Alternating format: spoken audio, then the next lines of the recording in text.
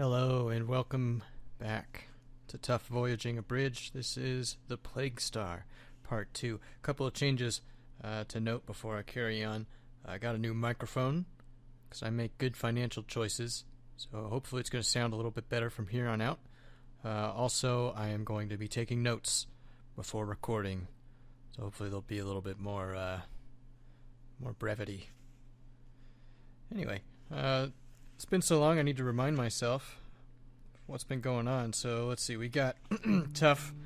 Haviland Tough has this ship, the Cornucopia of Excellent Goods at low prices, and it was hired to go salvage a big old giant seed ship, which it's a really powerful spaceship, and they're gonna capture it. And there's a bunch of other people traveling with them, and half the team just betrayed the other half and took all the nice stuff, and they flew over to the seed ship, and the other, the half that got left behind, Haviland Tough, Celise Wan, and Jeffrey Lyon, they are, and a couple cats, they have just managed to fly into the seed ship, because after those assholes left, Jeffrey Lyon found like a USB drive or something that had the identify friend or foe codes for the Ark, for the seed ship, so they can approach safely without getting blown up. So that's what happens. Yeah, they get in. So they managed to get in to the Ark's hangar using the IFF chip code things, and the hangar's it's just huge. It's unbelievably large. I mean, this ship itself is like 15 kilometers long or 20 kilometers long. It's just mind-bogglingly enormous. This spaceship. It's not even a space station. This is a spaceship. Anyway, the Ark has this hangar that they're flying into, and it's really big, and it's got all sorts of different spaceships that are in it from different civilizations, many of which are like clearly, one human faction. There's another human faction, but there's also alien spaceships that are just kind of scattered all over the different landing pads. So they bring it in nice and gentle. Tough brings it in, even though the ship's falling apart because they got hit by a rocket or something. And as they're landing, Celise Swan says, I want to get out of here. I want to find Nevis and that bitch Rika and give them both a good piece of my mind. And Haviland Tough, in the Burn of the Century, responds with, a good piece of your mind might be considered an oxymoron. Boom! Wrecked. Fuck you, Celise Swan. That's what Haviland Tough has to say. So then he goes on, he says, I think your proposed course of action unwise in the extreme. Our former colleagues must now be considered our rivals. Having just abandoned us to death, they shall undoubtedly be nonplussed to discover us still alive, and might very well take steps to rectify this contradiction. And Jeffrey Lyon agrees and says that they're going to kill us if they can, so we gotta be ruthless. This is a time for clever tactics. And Tough says, I bow to your martial expertise. Jeffrey Lyon, what do you suggest we do? And Jeffrey comes up with a bunch of plans, and he mentions that because he has studied history and stuff, and he knows things about all this civilization that was built the spaceship, they'll be able to navigate the ship more easily because he has like an intuitive feel for the architecture and the designs that would show up within the sort of ships that the old Earth civilization would build. So yeah, they come up with a plan. And the plan is that these hangars always have armories nearby. So they're going to find the armory, get some guns, maybe an armored vest, a helmet, who knows, maybe even a grenade or two, and they're gonna get that stuff and then go blow up those traitors that left them for dead. And they want to do this, but there's only one spacesuit inside the Cornucopia of Excellent Goods at low prices. And they're wondering, is the air breathable? Is it safe to travel around in the Ark? And Celise points out, we're inside a ship. What do we need suits for? Tough says, perhaps nothing. It is true, as you imply, that the landing field seems to function as a very large airlock. My instruments indicate that we are now surrounded by an entirely breathable oxygen-nitrogen atmosphere pumped in when the closure of the dome was complete. She's like, all right, yeah, what's the problem then? He says, no doubt I'm being overcautious. I admit to some disquiet, however. This Ark, though perhaps abandoned and derelict, is nonetheless dutiful. Witness the plagues it still regularly visits upon Hro Brana. That's that planet from the prologue, however you say it. Witness the efficiency with which it defended itself against our approach. We cannot know as yet why this ship was abandoned, nor how the last of the crew met their end, but it seems clear that it was their intent that the Ark live on. Perhaps the external defense sphere was only the first of several lines of automatic defense. And Jeffrey Lyon, suddenly clicking into sentience, says, "Oh, an intriguing notion, traps." And of course, Tough, knowing everything, says, "Of a particular kind, the atmosphere that awaits us may seethe with pestilence, plague, and biogenetic contagion. Dare we risk it? I would be more comfortable in a pressure suit myself, though each of you is free to decide otherwise." And as we learn, Haviland Tough is dead on. He's like the smartest dude in this book, in these stories. So Celise says, "Oh, I should get the suit because we only have one, and you owe it to me because of the beastly way I've been treated." Basically, she's just complaining some more because she's a terrible character. And they argue, as they always do, and eventually it's decided that Tuff's going to get the suit, and Jeffrey and Celise are going to wait upon the cornucopia.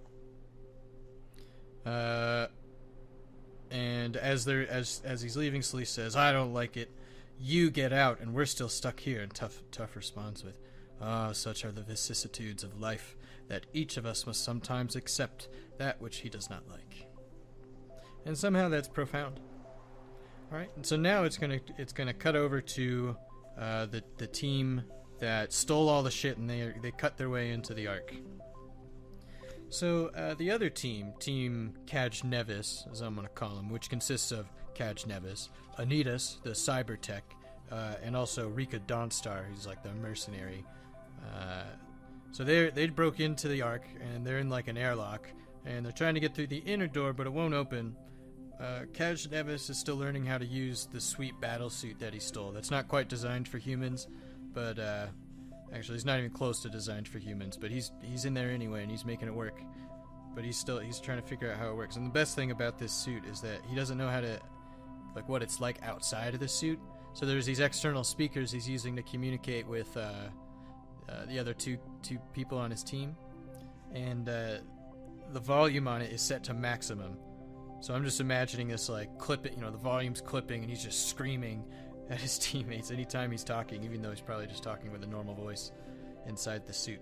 So anyway, he's inside the suit, and he's getting pissed off because Anitas can't open the inner door, and the problem is his suit doesn't have the proper interface. He's got like sweet computer chip hand fingers that he can just like manipulate and turn into whatever interface he needs, so he can plug into a USB socket or an audio jack or whatever, and then talk to the computer that it's plugged into.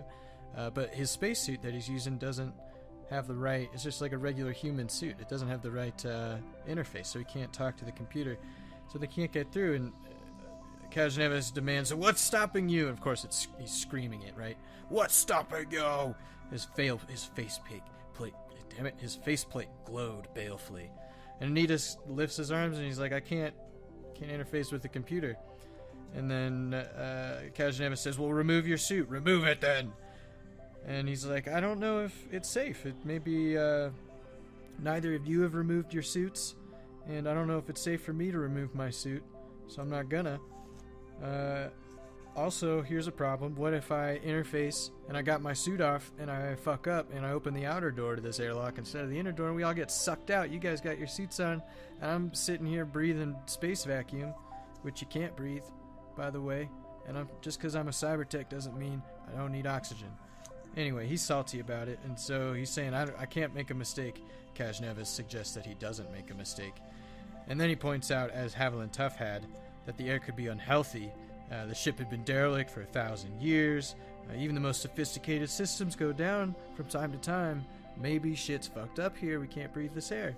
And then Kaj Nevis, making decisions for everybody around him, as he always does, reaches up real quickly and grabs him around the throat and proceeds to rip Anitas' helmet off. And he's wearing the sweet battle suit, right? So he doesn't know his own strength, and he like takes off part of Anitas' jaw, and like his eye pops out, and like he's fucked up, right?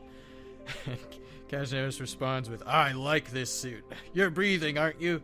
And Anitas is hyperventilating. He's barely alive. And then Kaj Nevis tells him to get to work, and so he does. And Rika, watching all this happen, takes note of the fact that she's got like this little needle gun, but that's peanuts against 3 inches of rolled steel or whatever this suit's made out of. So she's recognized that she's made a very poor choice of allies, since she's working with this guy who's clearly a murderer. Right as Anita starts working and gets the inner door open, Nevis tells Rika to do a little scouting, and she jogs out into the corridor ahead that's opened up in front of him, and just shouts. She turns around, looks panicked, and says, "Oh, stay right there! It's not safe!" And then she picks a direction at random and just sprints as fast as she can. And then it cuts back to Haviland Tough. So we join back up with Tuffy, who is walking around in the hangar, looking for spacesuits, and he sees some sweet alien spaceships that are right next to where he parked, but there's probably no human suits, so he doesn't even waste time looking. So he has to hike all the way to the end of this landing pad, or row of landing pads, and he finds some human space shuttles. They definitely have suits in them, so he grabs them. And then he comes back to the cornucopia. There's some snazzy suits, by the way. He points out these are snazzy looking suits. And he comes back to the cornucopia of excellent goods at low prices, and he finds Mushroom, his older cat, sitting on the flight deck. So he's like, what the fuck's this about? He scoops up the cat, goes inside, and brings the suits in, and Celise Wan and Jeffrey Lyons start putting on the suits, and Celise is complaining about how hers doesn't fit. And Haviland Tough's just like, hey, what's the deal about my cat? Why is my cat outside? So Celise explains that, he was gone for so long, like at least 15 minutes, so she figured he'd probably abandoned them. And so she wanted to use a cat to test the air outside, throw a cat outside and, figure out if the cat would die or not because of the air. And so she tried to catch the young, shitty cat that scratched her. They're both great cats. What are we talking about here? She's the shitty one. She tries to catch the younger cat that scratched her because she's shitty. And it wouldn't let her pick him up because she's terrible. But the old one is chill and is just like, yeah, you can pick me up. So she picks up the old cat Mushroom and just threw it outside to test the air. And Haviland Tough is basically like, the fuck. And then it cuts back over to Kaj Nevis. So just like immediately Kaj Nevis is just like, I'm gonna kill that bitch. And he's probably actually angry. And it's being amplified by his speakers.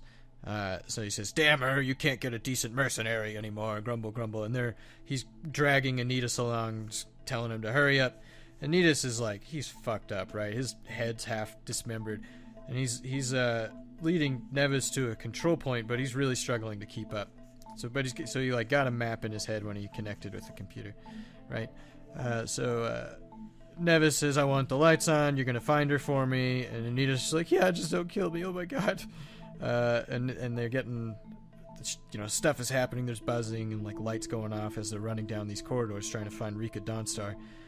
Nevis goes, what? He says, what's wrong now? And then Anita's he's like fucking dying, right? He says, I'm experiencing some loss of function, and that's computer talk for I'm fucking dying, bro. And so he needs to reach the computer room and run a check on his systems, and then he just collapses. Now, then it cuts to Rika. She's off on her own now, right? So we got 3 independent parties operating on the seed ship. So this story might get a little confusing.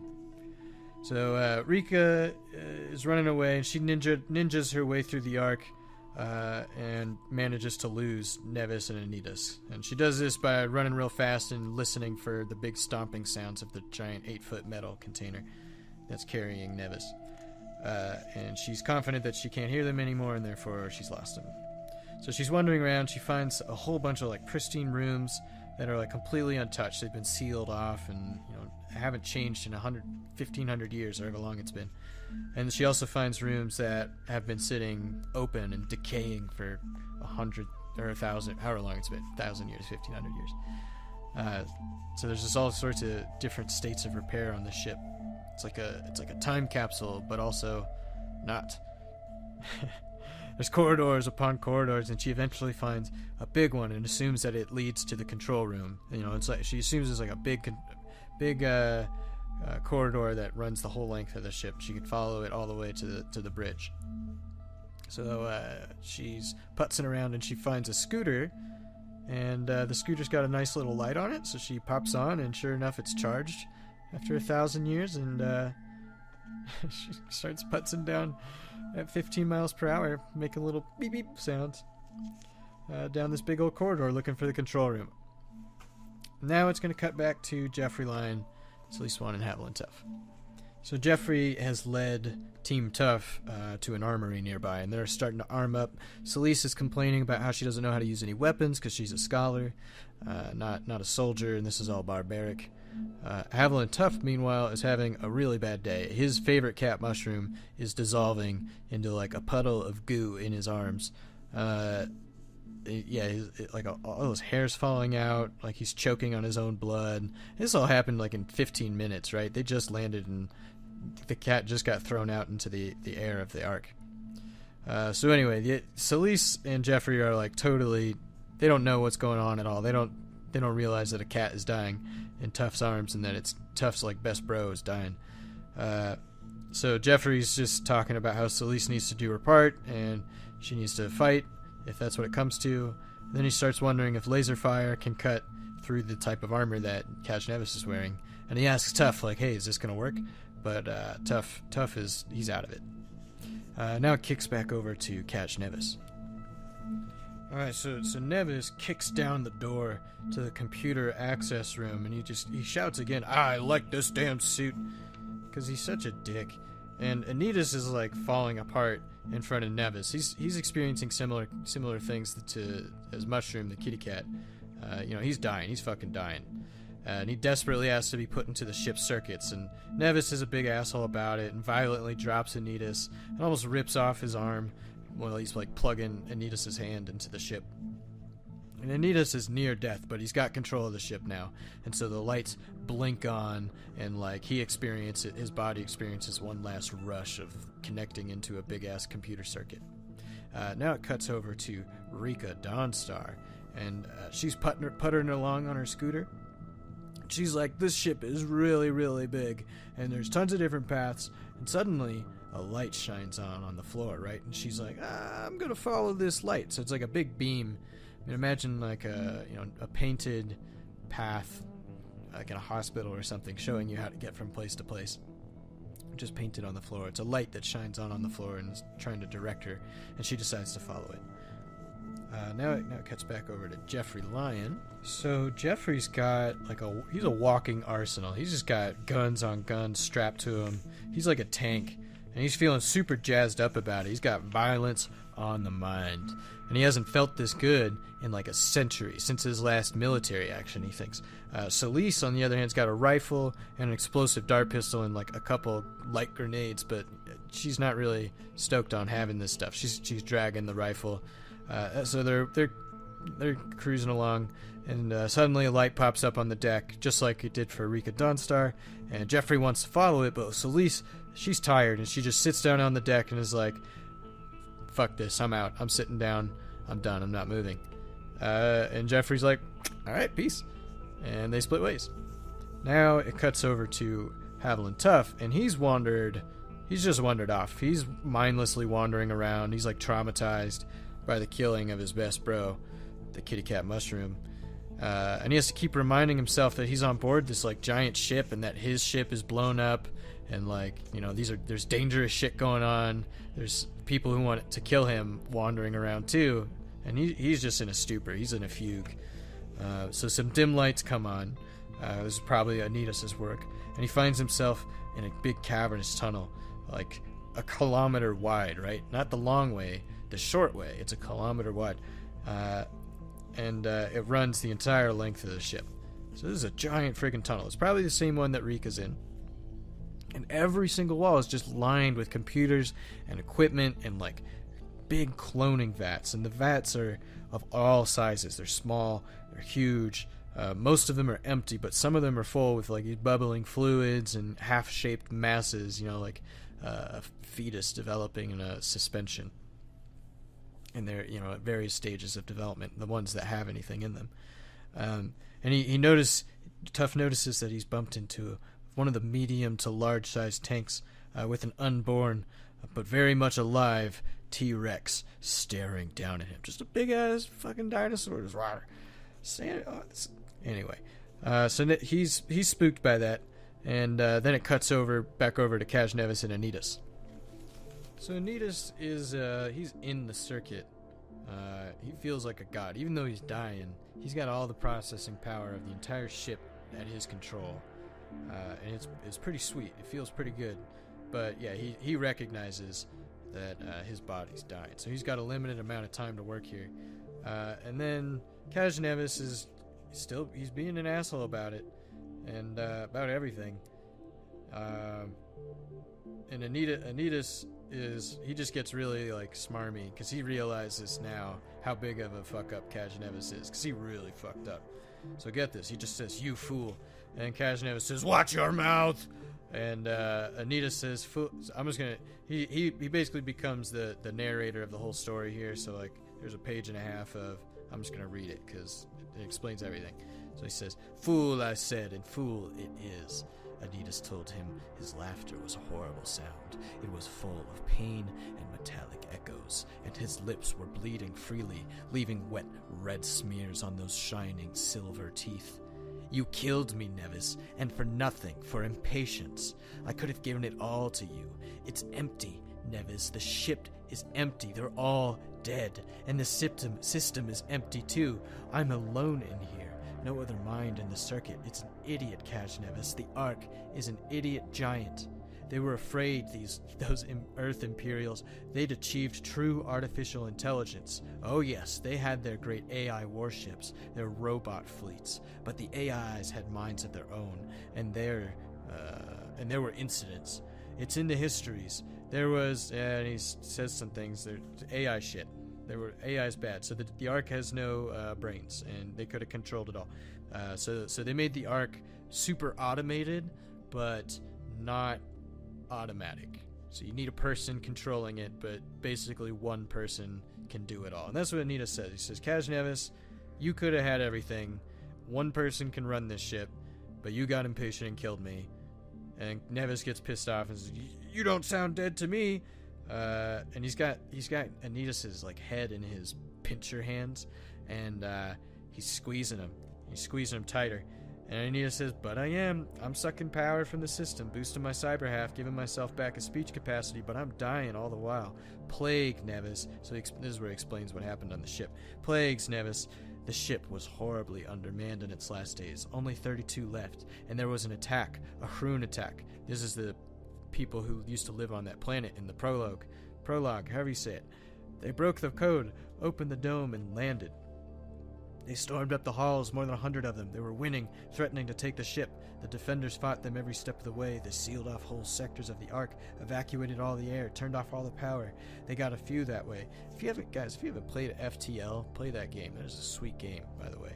That's what this passage reminds me of here. So they sealed off whole sectors of the Ark, evacuated all the air, turned off all the power. They got a few that way. They set up ambushes, fought them meter for meter. There are still places that are battle-scarred, dysfunctional beyond the Ark's repair capacities. They let loose plague and pestilence and parasite, and from their vats they summoned their pet nightmares, and they fought and died and won. In the end, all the Hrun were dead. And you know what, Kaj Nevis? All but 4 of the defenders were dead as well. One of those was grievously wounded, 2 others sick, and the last was dead inside. Would you like to know their names? No, I thought not. You have no curiosity, Kaj Nevis. It is no matter. Tough will want to know, as will the ancient lion." And this is where Kaj Nevis learns that the other guys are still alive. He thought he was by himself on this thing. He goes, "Tough lion, what are you talking about? They're dead, both of them." So yeah, they're both aboard, and Anitas basically says, "I'm leading them to us right now, and they have a bunch of weapons. They're going to fuck you up, and I'm leading Rika to the bridge, and she's going to take control of the ship. Basically, I don't care who wins this battle, because I'm going to die, but it's not going to be you, Kaj Nevis, because fuck you." That's Anitas' last words, more or less. And then Kaj Nevis is pissed off about that, as you might expect. He says, "I don't give a damn. Have you stopped the others? Can you kill them? I warn you, do it now or you're dead." And then Anitas says, "I'm dead anyway. I told you, those plagues, they're killing me." And so he describes how the plagues are created. Basically, what's going on is they have a whole bunch of like base DNA that for viruses and bacteria and nasty stuff that, I guess not all of it's nasty, but some of it's nasty. Anyway, they have this stuff, base DNA, and they're constantly throwing radiation at it and using some mechanism to like pick off dangerous mutations. And so they managed to create new plagues constantly, new viruses and things that nobody's ever developed immunities to. And so they've been doing this, and that's what's in the air. So Mushroom dissolved because he contracted super mega ultra AIDS, combined with Ebola virus and hepatitis C, because I think that one's pretty bad too. Anyway, they've got all the things. They're fucking dead. There's no saving them. And then, so Anita says, so you fucked up, I'm dead, and because of that, now you're dead. And Nevis says, no, you die and the ship is mine. And Anita goes, nope, I don't think so. I'm making sure everything's going just the way I planned it. You're not going to win. And then Nevis just, alright, fuck this. He cuts his head off with the battlesuit pinchers and then smashes the console that Anitas was plugged into. And then the head on the floor, it's still alive, and somehow. And the head's on the ground, and he looks up at Kaj Nevis and says, and more, Kaj Nevis, I have activated the final line of defense program by those last Imperials. The stasis field is down. The nightmares are waking up now. The Guardians are about to come forth and destroy you. I'm assuming all of that was a lot more coffee and blood-filled, but I'm not going to try and do those voices. So Nevis stomps with all his weight on the head, grinds his feet back and forth until it's just a paste. That's how he feels about that. The Guardians are probably my favorite part of this first story. So we'll get to that. It's a sweet part of this book. Anyway, now it cuts back to Rika Dawnstar. Rika is still in that big corridor, and she follows it. It's a big ship. That's the point of this text. It's a big ship. She finds an elevator. She goes inside. Says, up please, and the elevator begins to ascend. Then it cuts over to Jeffrey Lyon. Jeffrey is walking, following this light, and he's got a lot more spring in his step. He's feeling a lot more confident about this presumed upcoming battle with Kaj Nevis than he probably should be. Nonetheless, he's got this confidence. He's walking, he's whistling in his head, and he's wondering what everyone else would be doing if they were going to capture the Ark. He was wondering what their plans were. And he figured that none of it was any good and that he should probably have control of it because reasons. So he's following this trace on the ground, and then suddenly the trace goes out. Now it cuts back to Celise. Celise has just been sitting down on the ground thinking to herself about how unfair life is and how mean everybody has been to her and how she deserves the ship because reasons. Then she starts thinking about if the food is working, if the commissary is working, because there's computers on, lights are coming on, so like maybe a kitchen's working. So she gets up and she starts looking around for a kitchen. Haviland Tough, meanwhile, backs away from the dinosaur-containing cloning vat. So he backs away slowly. And he starts looking around a little bit, and he finds a bunch of kind of lab stations, computers, and consoles, and he recognizes that this must be the cloning bay of the Ark, where different genetic experiments and cloning experiments can be done, I guess. So he finds a little workstation, and he looks at it and starts thinking about what cloning means, and just sort of spontaneously learns how to do biogenetics. Which is a common theme in this series of stories. He's a real natural, this Haviland Tough. And he looks at this station. He puts down Mushroom in the sampling station, who's now a dead pile of cat goo. And Mushroom he starts cloning Mushroom. That's what he's doing. And he becomes, within a couple of minutes, he's so absorbed in his work because he's a genius and figured out how to do this stuff immediately somehow. He's so absorbed that he doesn't notice the loud gurgling sound behind him when the thin yellow fluid in the dinosaur vat began to drain away. Oh no! Now Kaj Nevis, after killing Anitas, he smashes his way out of the substation. He's just like flailing violently, throwing his arms and legs into the walls and just breaking everything he can. He's just pissed. for all the things that Anita's described to him. You know, he really fucked himself here. The impatience really ruined things. And then he really realized that he's in an especially weak position because the air is not breathable, right? You know, there's plagues and stuff, and he's inside this like kind of old. It's powerful, but it's still an older, primitive type of suit that relies on canned air as opposed to having like a. Well, he points out that all the other spacesuits that the other people are wearing on the ship almost certainly have bacteria that can process the carbon dioxide they exhale back into oxygen to breathe back in. So he says they can breathe indefinitely. They'll starve to death, but he will run out of oxygen within 12 hours or something. So he's gotta kill these guys quick and take control of the ship and clean up the air before he can take off this suit. But he's confident. He thinks he can do it. So he's gonna try. And there's also a really creepy comment about him being excited to reunite with Rika Dawnstar in the control room. He wasn't worried about the fact that she's in the control room. Yeah, anyway, fuck this guy. He's a piece of shit.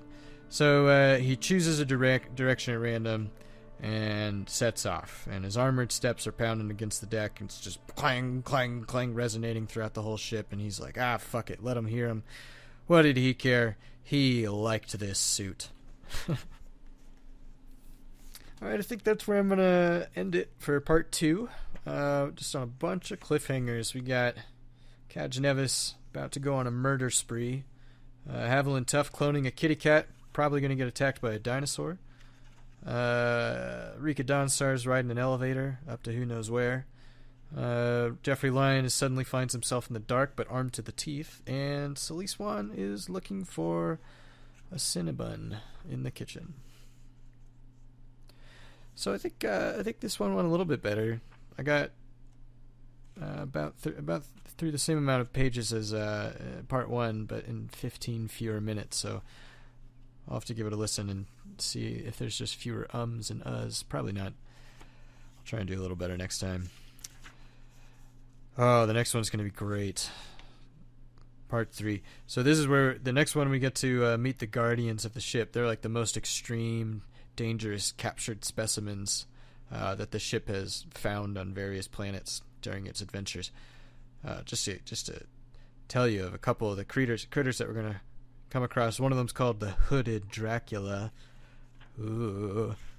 One of them's Hell Kittens. We got a Walking Web. I think that one's my favorite. I really like that one. Roller Ram. That one makes me chuckle thinking about it. And it also, the Roller Ram, it makes cameos in the later stories, if I remember correctly. And of course a T-Rex. And that's the one that's being released. Oh, so shit, Rika... Spoiler alert, Rika Dawnstar releases a T-Rex on Haviland Tough. Rude. So yeah, Haviland gets attacked. Alright, anyway, thanks for listening. Like and subscribe and that shit? Is that what you're supposed to say? Yeah, do that stuff.